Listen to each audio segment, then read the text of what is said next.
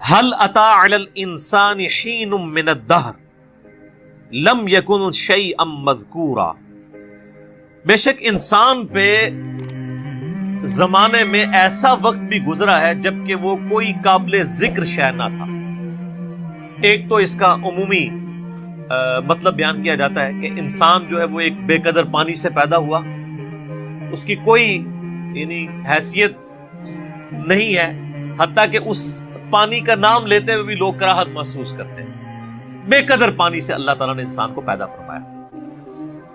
تو ایک وقت انسان پہ ایسا گزرا ہے کہ جب چاہے وہ یعنی اپنے باپ کی پشت میں تھا یا اس کے بعد رحم مادر میں ٹرانسفر ہوا، پھر اس کے بعد ایک ایمبریو کی شکل میں، ایک جنین کی شکل میں اس نے پرورش پائی. وہ ایک حقیر چیز تھی، نہ تو اس کے اعضاء نمایاں تھے، نہ اس کے اندر وہ ساری کوالٹیز تھیں جو اللہ تبارک و تعالیٰ نے بعد میں اسے عطا فرمائی. آپ دیکھیں دنیا میں بڑے سے بڑا انسان بھی ہونا، اس کی اصل یہی ہے کہ اس کی پیدائش اس بے قدر پانی سے ہوئی ہے. چاہے کوئی پیغمبر ہے، چاہے کوئی بڑے سے بڑا فلاسفر ہے، چاہے کوئی بہت بڑا جو ہے وہ بادشاہ ہے، چاہے کوئی بہت بڑا سپہ سالار ہے، بہت کوئی بڑا جنگجو ہے، سب کی سب کی اصل جو ہے وہ بے قدر پانی ہے.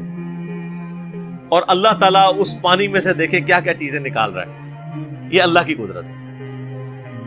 تو زمانے میں ایک وقت انسان پہ ایسا بھی گزرا ہے جب اس کی کوئی قابل ذکر حیثیت نہیں تھی.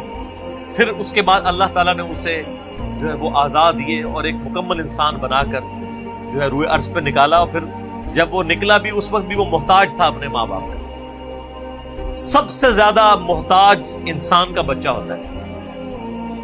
بلی کے چھوٹے سے بچے کو بھی آپ ٹیبل پہ رکھ دینا تو نیچے نہیں گرے گا، اپنے آپ کو روکنے کی کوشش کرے گا. لیکن انسان کا بچہ تھوڑا بڑا بھی ہو جاتا ہے، اس کی حفاظت کرنی پڑتی ہے. اسی لیے ماں باپ کے ساتھ حسن سلوک کا ذکر جو ہے وہ انسانوں کے لیے ہے. کہیں جانوروں کے بارے میں آپ کو یہ چیز نہیں ملے گی. اللہ تعالیٰ نے کو پیدا ہوتے ہی انڈیپینڈنٹ بنایا ہے. آپ دیکھیں یہ چوزا انڈے سے نکلتا ہے، اسی وقت چگنا شروع کر دیتا ہے اور پانی پیتا ہے، تو اس طریقے سے پانی کو نیچے اس کو ساری کی ساری چیزیں اللہ تعالیٰ نے بلٹ ان سکھا دی ہوتی ہے. یہ اس کی یعنی جبلت کے اندر، انسٹنکٹ کے اندر یہ چیزیں داخل کر دی. مگر مچھ دیکھیں اس روئے ارض پہ چند آپ سمجھ لیں طاقتور ترین جانوروں میں سے ایک جانور، اس کے جو جبڑا بند کرنے کی طاقت ہے وہ 3000 پاؤنڈ ہے.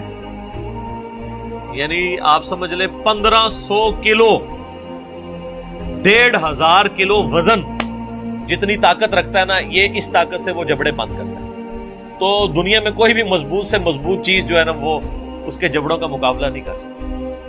بلکہ سائنٹسٹ ہمیں بتاتے ہیں کہ جو کتنے بڑے بڑے ڈائنوسارز تھے، وہ جب پانی پینے کے لیے میٹھے پانی کے تالاب پہ آتے تھے تو ان کو بھی ان کے گردن سے دبوچ کے کروکوڈائلز، یہ مگرمچھ اندر لے جاتے تھے اور اپنی خوراک بناتے تھے.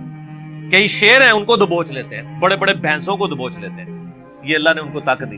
لیکن اگر آپ کبھی اس کو دیکھیں کہ ان کا جو بچہ پیدا ہوتا ہے نا وہ چھپکلی سے بھی چھوٹا ہوتا ہے. بالکل یہ آپ سمجھ لیں یہ ایک ہماری جو انگلی ہے اس کے برابر یہ کروکوڈائل کا بچہ ہوتا ہے جب یہ انڈے سے نکل رہا ہوتا ہے.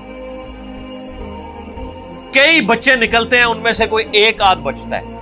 اور وہ آپ اگر نیشنل جغرافک پہ ویڈیوز دیکھیں، وہ پیدا ہوتے ہی فوراً پانی کی طرف جاتے ہیں، اپنی سیفٹی کرنے کی کوشش کرتے ہیں. ان میں سے کئی ایک بچے جو ہیں وہ چیل اور کوے اور کئی اور پرندے ان کو اچک لیتے ہیں، اپنی چونچ کے ساتھ اپنی خوراک بنا لیتے ہیں، ہوتے ہی چھوٹے سے. یہ اتنا بڑا تو بہت بعد میں بنتا ہے. تو یہ اللہ تعالیٰ ہے جو بے قدر چیزوں سے کیا کچھ پیدا کرتا ہے. انسان جو اللہ تعالیٰ کی کریشن کا کلائمیکس ہے، اس کے بارے میں اللہ فرماتا ہے کہ اس پہ بھی ایک بہت عرصہ ایسا گزرا ہے کہ بے قدر یہ چیز تھا، اس کی کوئی حیثیت نہیں تھی. اور ایک اس کا انٹلیکچوئلز کے ہاں اس کی تفصیل یوں کی جاتی ہے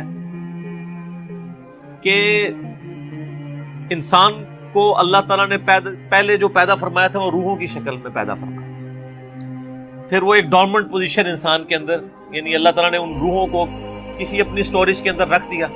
پھر اسی اعتبار سے ڈیسائیڈ کیا کہ کس نے کس وقت پیدا ہونا ہے، اس کی روح اس میں داخل کی.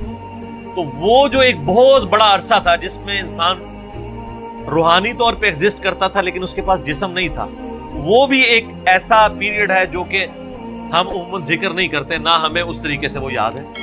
اللہ تعالیٰ نے ہماری روحوں سے عہد لیا تھا الست بربکم، سب روحوں نے کہا تھا قالوا بلا، لیکن ہمیں وہ چیز یاد نہیں ہے، لیکن ہم پہ وہ پیریڈ گزرا ہے